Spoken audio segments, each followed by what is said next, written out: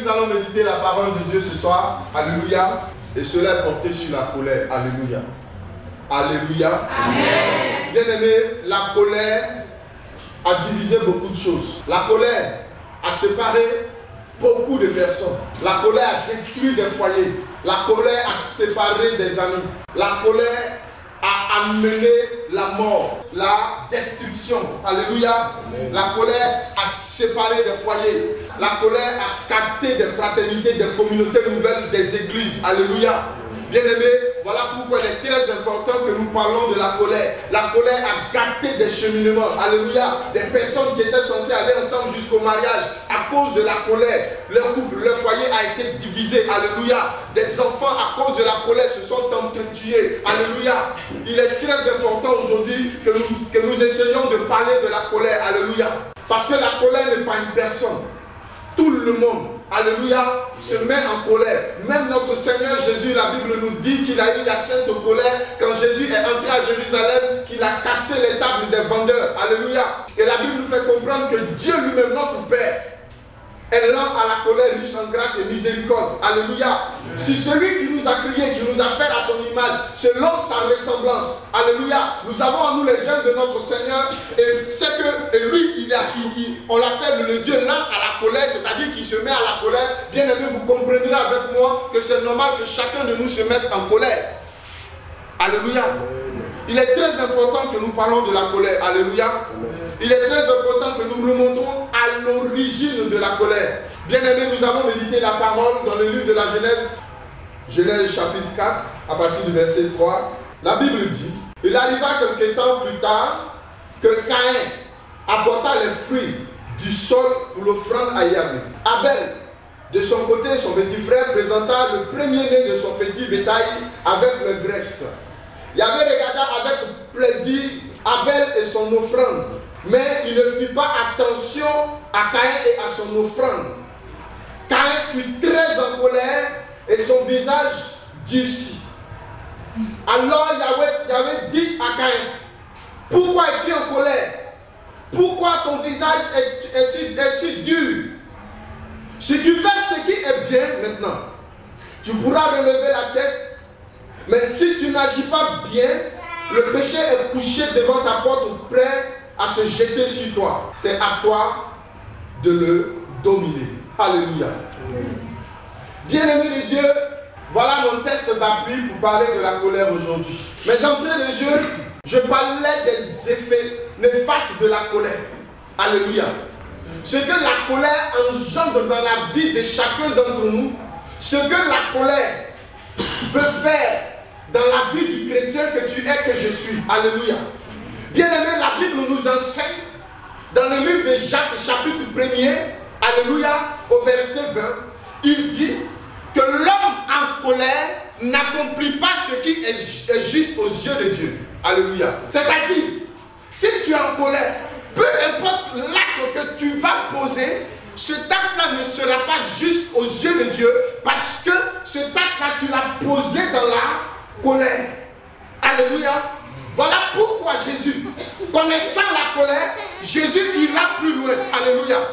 Jésus ira plus loin. Jésus va nous dire dans le livre de Matthieu chapitre 5 à partir du verset 22, celui qui se met en colère contre son frère mérite de passer au jugement. Parce qu'en réalité, Jésus connaît l'importance de la colère. Jésus sait ce que la colère peut faire dans la vie d'un homme. Alléluia. Donc Jacques peut nous dire que celui qui est en colère n'accomplit pas ce qui est juste aux yeux de Dieu. Alléluia.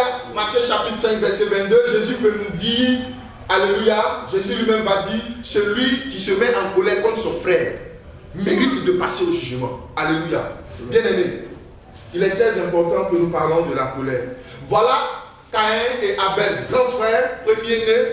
La Bible dit qu'il était cultivateur et son petit frère était berger. Les deux, à un moment donné, vont décider de faire une offrande au Seigneur. Le grand frère se présente, il amène le fruit de son travail, ce qu'il a cultivé, il le présente au Seigneur. Alléluia. Son petit frère fait de même. Il prend le premier-né de son bétail et leur graisse, il présente cela au Seigneur. La Bible dit que Dieu va regarder l'offrande d'Abel, du petit frère, mais il ne va pas faire attention à l'offrande du grand frère. Mais Dieu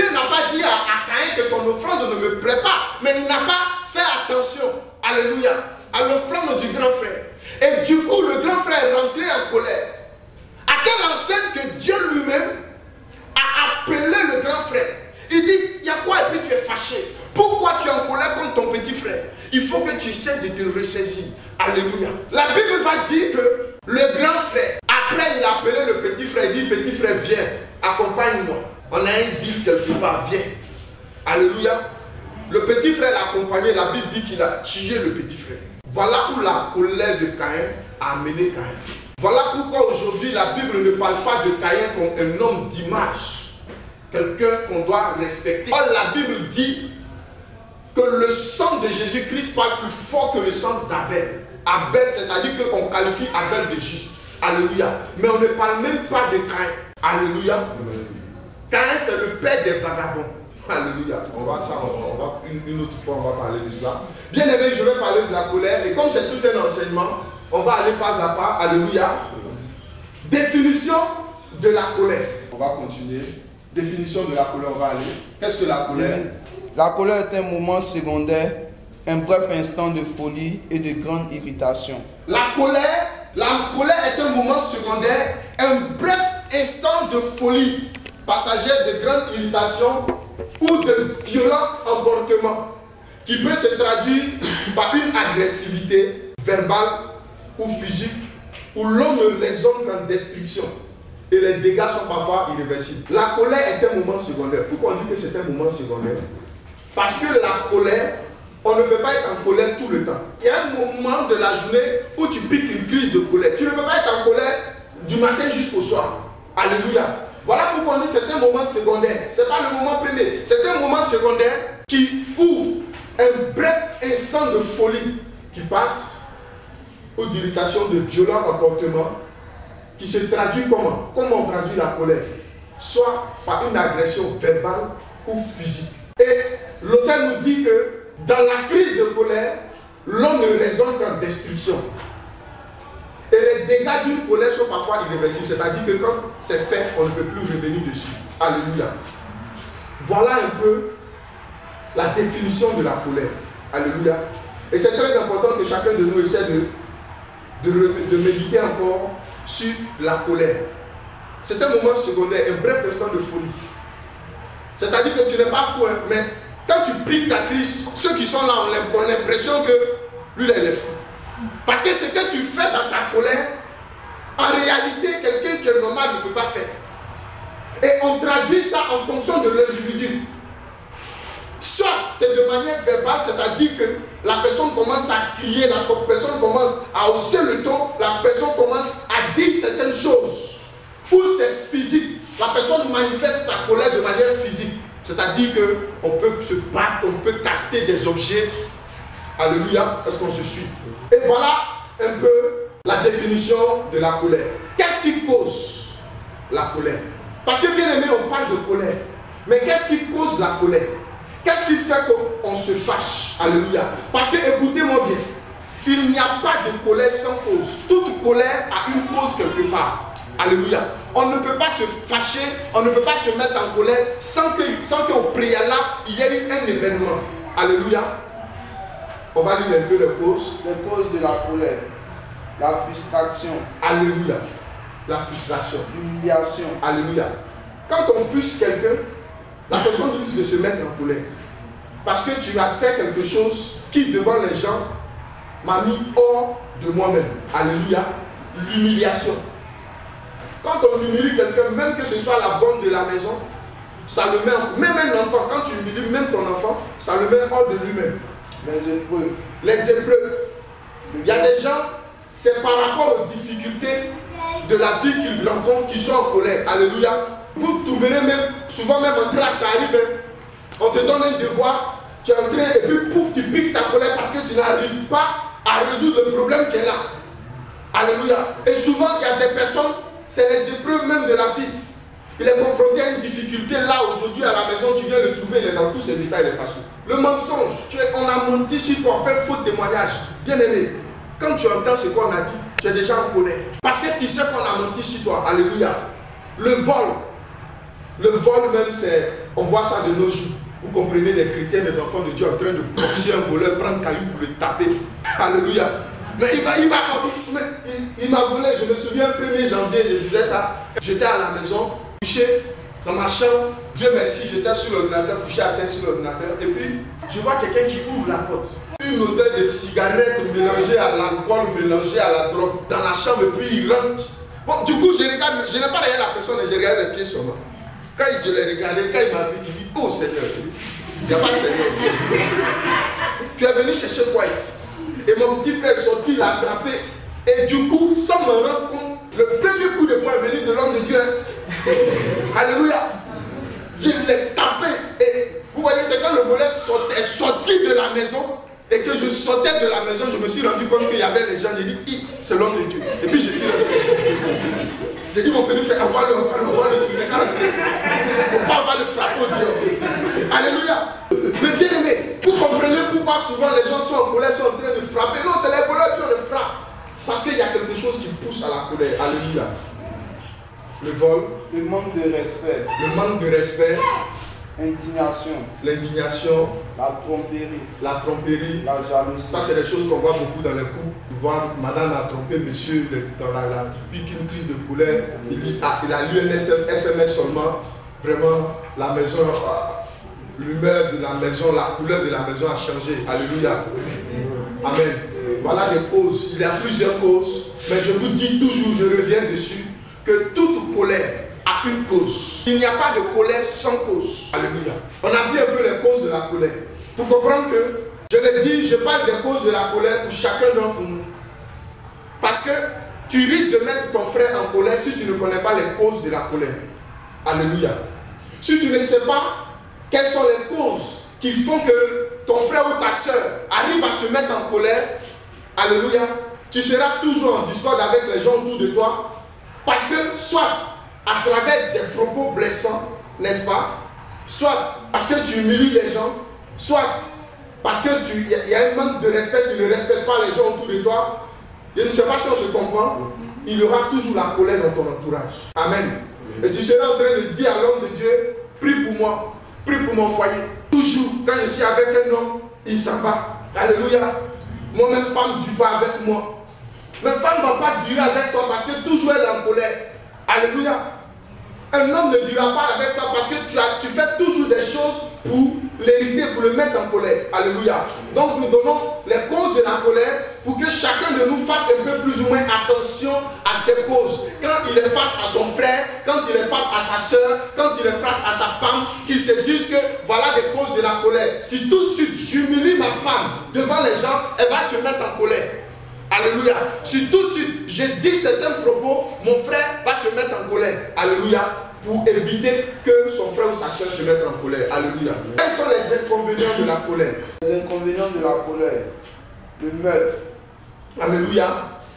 Les inconvénients de la colère, le meurtre. On a vu que Caïn a tué son frère. Et comme on dit, c'est parfois irréversible. On ne peut plus ressusciter ton frère. Il est déjà mort. Alléluia. C'est-à-dire qu'à cause de la colère, tu peux arriver jusqu'à tuer quelqu'un. Il y a des gens qui ont tué leur ami parce qu'ils ont piqué une crise de colère. Je connais un jeune, son frère lui a dit quelque chose, il jouait au ballon, il s'est énervé, le gars lui a dit quelque chose, il jouait au ballon. Il y a une fille qui vendait les oranges, il a pris le couteau, il a piqué. Il a piqué quelque part sur la cuisse. Même pas un truc profond. Il a piqué. Et les gens sont venus arracher. Lui-même, jusqu'à voir à l'hôpital, son ami est décédé. Il a pleuré, il allait lui-même au commissariat, se rendre au commissariat à pleurer. Parce qu'il ne comprend pas ce qui vient de se passer. Mais c'est là, c'est ça. Voilà les inconvénients de la colère. Alléluia. Le divorce. Le divorce. À cause de la colère, on divorce. Parce que la colère fait qu'on tient des propos belliqueux, des propos bizarres, blessants. Tu peux dire certaines choses à ta femme qu'on n'est même pas censé le dire ou à ton homme. Mais quand tu es en colère, tu vas le dire. Et quand tu vas dire cette chose-là, c'est fini. Si tu ne connais pas le genre de colère que ta femme a ou que ton mari a, c'est le divorce. Alléluia. Le divorce, après le divorce, on a la séparation. Mais quand on parle de séparation, là on ne parle pas de mariage, mais on parle de la séparation entre amis. Alléluia. À cause de colère, il y a des gens qui ne sont plus amis. On va dire, ils ont grandi, c'était des frères de sang. Ils ne sont plus des amis parce que la colère les a séparés. La colère encore peut même séparer la famille. Aujourd'hui, on voit des familles qui sont partagées. Un ici, l'autre est ici, l'autre est ici. Quand réunion de famille, même personne ne veut venir. Parce qu'on est dans une famille de coléreux. Tout le monde, chacun a son type de colère. Alléluia. Donc, quand on se croise, c'est un clash. Personne ne veut. Là, on parle. Et puis, donc, du coup, la famille est séparée. Alléluia. Le suicide. Il y a des gens, à cause de la colère de quelqu'un, ils peuvent se suicider. Parce qu'il y a un secret que la personne t'a donné. La personne t'a dit, voilà le secret de ma vie. Et le jour-là, pour une discussion, tu as piqué une crise de colère devant tout le monde, tu as laissé passer le secret. Et à cause de cela, la personne peut décider de sauter la vie, de se suicider. Dans un foyer, une femme, qui va trouver son mari, je parlais des causes, la tromperie. Son mari l'a trompée. Elle va piquer une crise de colère. Elle va prendre des cachets pour se suicider. Alléluia. Un de mes fils m'a montré une vidéo. Le gars, il dit, je prie la fille, elle était tellement en colère, elle a pris le couteau. Elle a piqué dans sa poitrine. Il m'a montré la vidéo, elle était couchée sur la table d'opération. Le couteau était dans sa poitrine. C'est la crise. Ça, c'est quoi? C'est le suicide. Alléluia. La guerre. La guerre, c'est la colère qui pousse à la guerre. Désunion. Désunion, on n'est plus unis. Alléluia. Je ne parle pas, là on ne parle pas de séparation, on parle de désunion, c'est-à-dire qu'il n'y a plus d'unité. On peut être ensemble dans la fraternité ici, on n'est pas séparés, mais on n'est pas unis. Alléluia, vous êtes d'accord avec moi? C'est-à-dire qu'on est ensemble, mais il n'y a pas d'union. On vient ensemble, c'est comme si on veut dire l'hypocrisie quoi. On est là, on chante, on danse, mais à cause des crises de colère de chacun de certaines personnes, on refuse de s'unir parce qu'on trouve que lui là, il se met trop vite en colère. Donc, du coup, il n'y a pas l'union. Amen. La sorcellerie. Ah, la sorcellerie. Alléluia. La colère pousse à la sorcellerie. Je vous assure, c'est la vérité. La colère. Il y a des enfants, on veut les initier à la sorcellerie, ils refusent. Mais souvent, ils sont tellement fâchés parce qu'on leur a tellement fait des choses qu'ils ont accumulées qu'ils acceptent d'être sorciers. Alléluia. Je disais que je fais la délivrance une fois, j'expliquais chez moi à la maison à un temps de prière, n'est-ce pas? La délivrance d'une petite fille. Elle est passée partout. Ils ont fait la délivrance. 3 jours de jeûne sec. Dans toutes les églises évangéliques, on prie pour elle. Allez, on brise. Allez, sort esprit humain. Le feu, le feu, le feu, le feu, le feu, le feu, le feu. Sang. On éteint le feu. Tout ciel. Alléluia. Mais l'esprit de la sorcellerie là est là. L'esprit ne va pas. Alléluia. Jusqu'à son grand frère qui est mon ami qui m'a approché, il dit, homme de Dieu, on est passé partout. Ma petite soeur n'est pas prête à laisser la sorcellerie. Je dis donc, je vais la voir. Et donc, je vais la petite soeur, je la connais bien. Alors on dit quoi? Viens, suis-moi. Donc, j'amène la petite quelque part, on s'assoit, on prend un repos, sucrerie, et puis on pose elle et moi. On commence à échanger. On finit d'échanger, elle s'en va à la maison. Il dit, demain, il passe te chercher, demain, on va en ville. Elle est contente. Tonton Semran dit, viens me chercher. Et je suis venu le lendemain, on allait prendre des glaces quelque part. En fait, si vous voyez, j'ai commencé à la plaquer. Amen. Et du coup, quand la petite s'est sentie à l'aise, j'ai commencé à lui parler de Dieu. Pour lui dire que ce qu'elle est là, ce n'est pas bon. Ce qu'elle est en train de faire là, ça fait que ses frères et sœurs. Et la petite s'est ouverte à moi carrément. Non, c'est quand elle est petite, on m'a amené au village au Ghana, chez ma tante, la petite soeur de ma maman. C'est elle qui m'a donné ça, voilà. Si ma grande soeur n'accouche pas, c'est moi qui ai fait ça. Parce que quand elle était partie chez elle, voilà comment est-ce que ça se passait là-bas. Elle m'aimait bien. Et puis son mari dit non, qu'il faut que sa femme prenne vent. Dès que sa femme est tombée enceinte, en même temps, ils ont commencé à mal me parler dans la maison. La petite a commencé à tout dévoiler. Elle n'a jamais dit c'est un pasteur. Tous ceux qui ont mis le feu sur elle, elle n'a pas dit. Alléluia. Parce que bien aimé, si tu veux utiliser la colère, ça ne marchera jamais. La colère, ça mène les gens à pratiquer la sorcellerie. On peut se prostituer à cause de la colère parce qu'on est envieux. Et tu viens, comme c'est lui qui a de l'argent, bien c'est elle qui a de l'argent, elle te donne des paroles blessantes. Ce qu'il fait la fois, elle le fait aussi et puis tu vas avoir ton argent. Alléluia. Tu n'es pas fort, tu es fâché. Au parti aussi, tu gères. Le plus dangereux dans la colère, c'est que la Bible dit dans le livre d'Éphésiens, Éphésiens chapitre 4, verset 26, il dit, mettez-vous en colère, que votre colère ne tue pas. Ne laissez pas le soleil se coucher sur votre colère, sinon autrement, le diable s'y mettrait. Alléluia. Autrement, le diable va se mettre dans ta colère. Alléluia. Bien aimé, la colère, quand elle atteint un certain niveau, le diable rentre dedans. Et il y a certains esprits qui rentrent dans la colère. Alléluia. Il y a l'esprit d'avidité, le démon guerrier, l'esprit de dragon. Ce sont des esprits qui rentrent dans la colère. Alléluia. Et quand quelqu'un n'arrive pas à gérer ses crises de colère, Alléluia. Et que la personne se mette tout le temps en colère. Alléluia. Parce que l'esprit d'avidité, c'est un esprit qui te donne l'envie de faire quelque chose. Alléluia. L'esprit d'avidité peut faire qu'il aura la guerre. Parce qu'il te donne l'envie de voir le sang. C'est un mauvais esprit. Et ce sont des esprits qui vont te pousser, si tu ne te maîtrises pas, à faire des choses. Et arrivé un moment, tu seras au premier étape, c'est l'étape dangereuse, et on va t'appeler névrosé. Un névrosé, ce n'est pas quelqu'un qui est en colère. C'est quelqu'un matin, midi, soir, il est fâché. Lui n'est plus dans le domaine où on dit la colère, c'est un état secondaire. Matin, tu viens trouver la personne, il n'y a pas de cause. Lui, il est fâché sans cause. Alléluia. C'est-à-dire, matin, tu rentres, bonjour. Bonjour. On t'a fait quoi? Rien, il est fâché comme ça. Il est là, la télévision, il ne pas dessin animé, tout le monde il est fâché. Donc, du coup, c'est-à-dire qu'une telle personne n'a pas d'amis. Je vous assure, une telle personne ne peut pas avoir d'amis, ne peut pas se marier. Si tu rentres, il faut être la plus belle femme, il faut être le plus bel homme. Si tu rentres à l'étape de névrose, tu n'auras personne auprès de toi. Personne ne va être auprès de toi. Parce que c'est celui-même que Dieu a touché son cœur, ton âme sœur, ta côte, même s'il est là, il accepte d'être auprès de toi. Il va savoir que ses amis, ses parents s'éloignent de toi. Parce que tu es névrosé. Un peu seulement, point oui, point non, tu es fâché. Alléluia. Voilà pourquoi il faut dominer sa colère. Il faut apprendre à se maîtriser. Alléluia. Mais pour apprendre à se maîtriser, il faut connaître les différents types de colère. Il y a 5 types de colère. Il existe 5 types de colère qui sont la colère agite.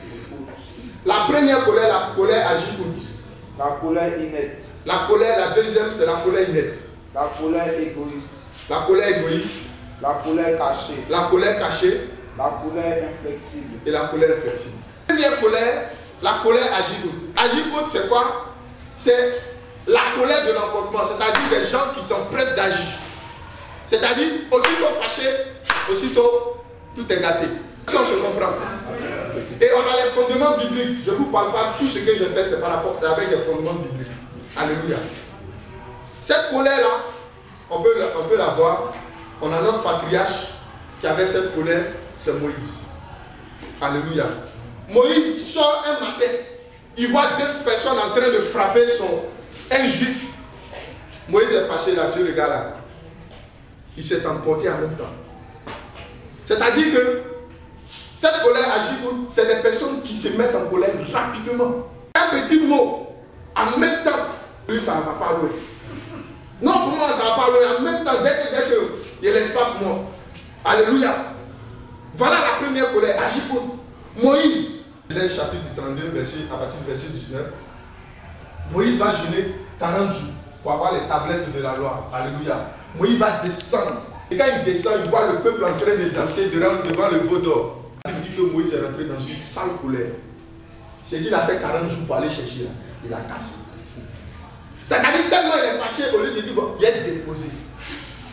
Parce que c'est des gens qui s'emportent rapidement, des gens très impulsifs. Ils se fâchent rapidement, c'est-à-dire pendant qu'il y a eu cause-réaction. Alléluia. En même temps, lui réagit. Moïse a cassé la tablette, il a cassé le veau d'or, il a mis Aaron de côté, son frère. Tu as fait quoi? Aaron a expliqué, dit bon, à partir de maintenant, ceux qui sont derrière moi, prenez vos épées, ceux qui sont, tuez-les. Ils ont tué tout le monde. Au verset 30, c'est-à-dire qu'il a fait ça au verset 19 jusqu'au verset 30.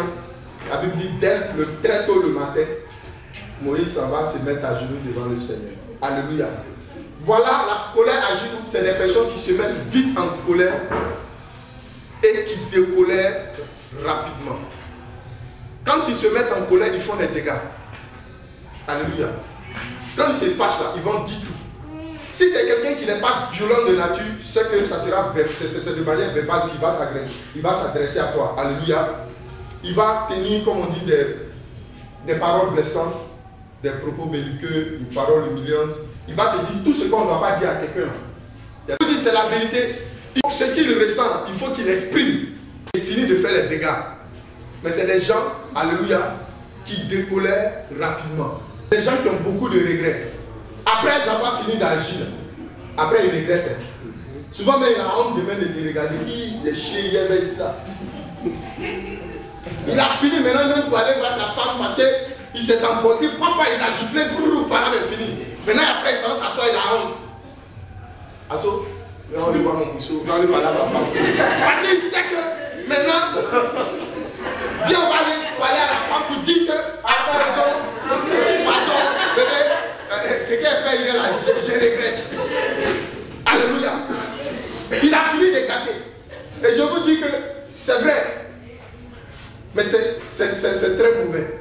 Parce que, comme on dit, souvent c'est irréversible. Souvent ce que tu as fini de faire là, tout à l'heure quand tu t'es emporté, tu as déjà tout gâté. Souvent tu viens bien dire que je ne veux plus.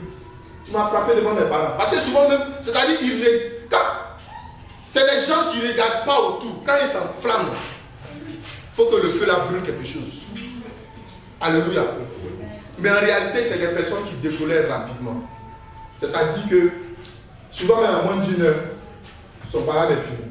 Et puis quand son parade est fini, c'est-à-dire qu'il ne revient plus sur le sujet pour dire va garder rancune. Non, non, non. Lui-même, il est capable d'aller demander pardon. Il va tout faire, trouver les moyens pour demander pardon. Ça, c'est le premier type de colère. Alléluia. Je parle de cette colère pour que chacun de nous essaie de se retrouver quelque part. Et après, on va donner comment faire pour dominer cette colère-là.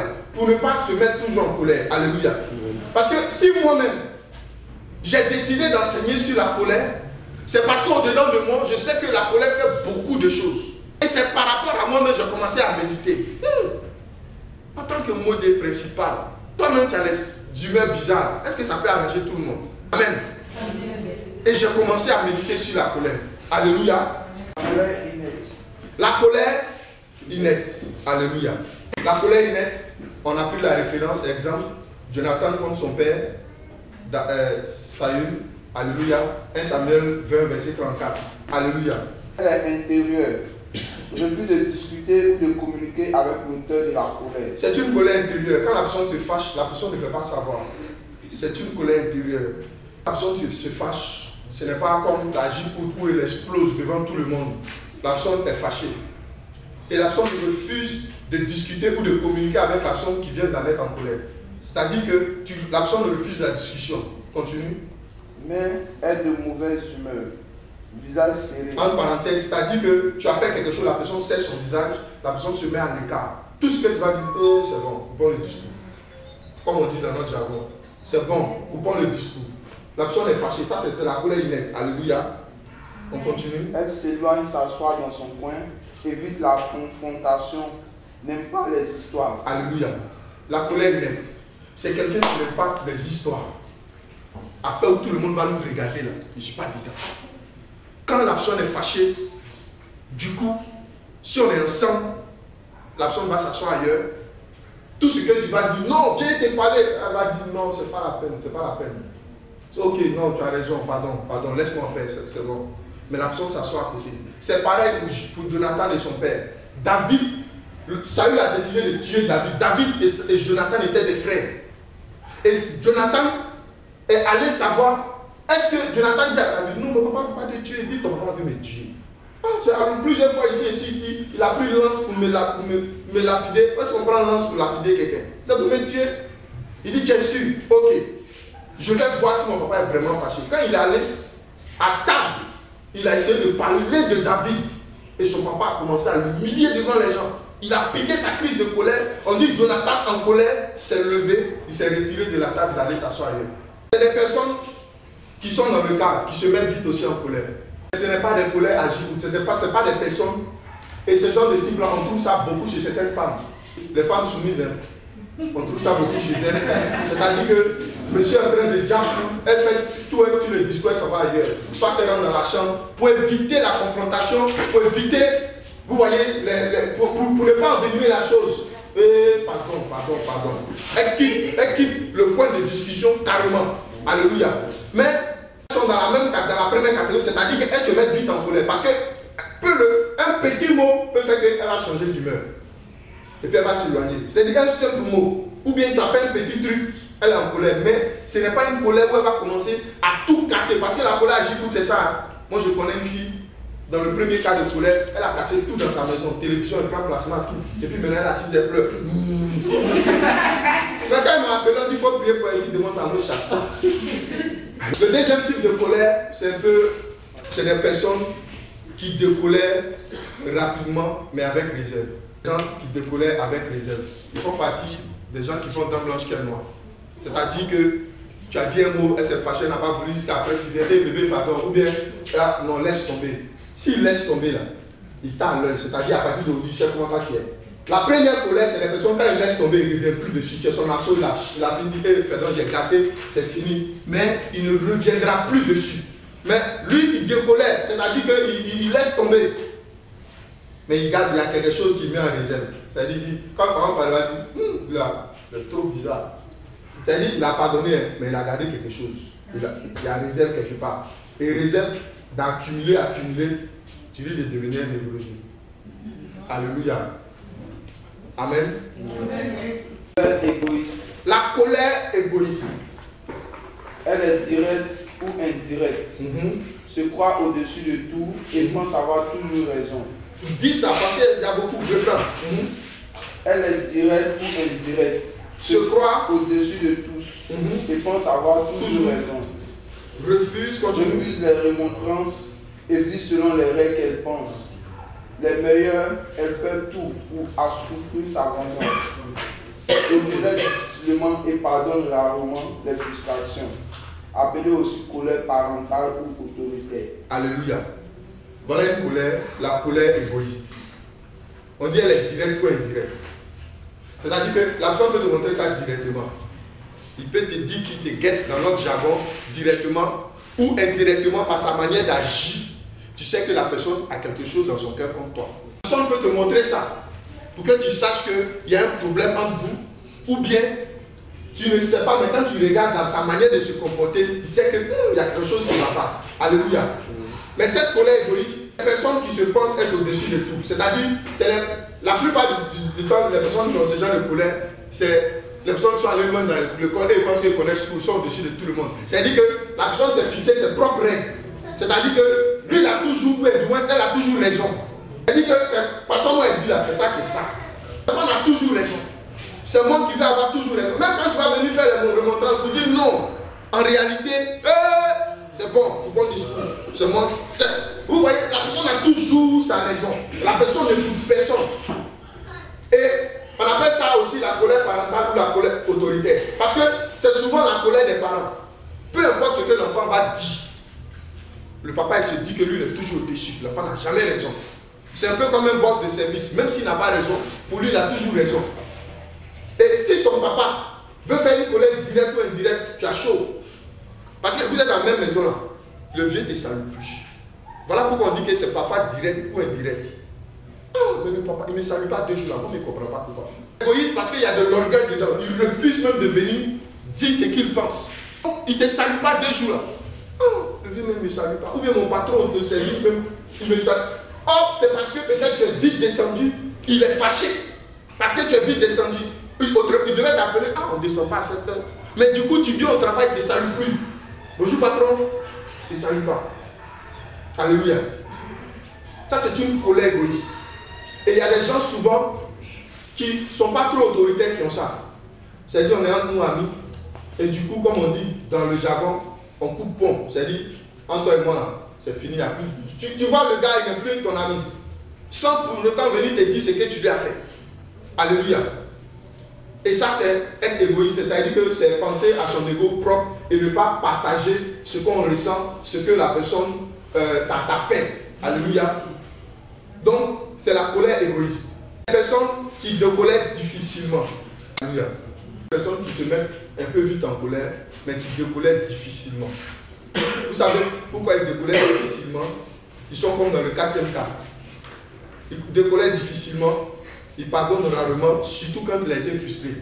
Parce que c'est ton papa. Quand tu frustres ton papa, bien ta maman, bien ton patron, c'est rare. Quand il a été frustré, c'est rare qu'il te pardonne. Parce qu'il se dit que tu as surpassé son autorité, c'est lui l'homme, c'est lui qui a l'autorité. Et du coup, tu deviens comme une brebis galeuse dans la société. Comme on dit, il te guette quoi. Si ton faux pas, tu as parti. Ça, c'est la colère égoïste. Alléluia.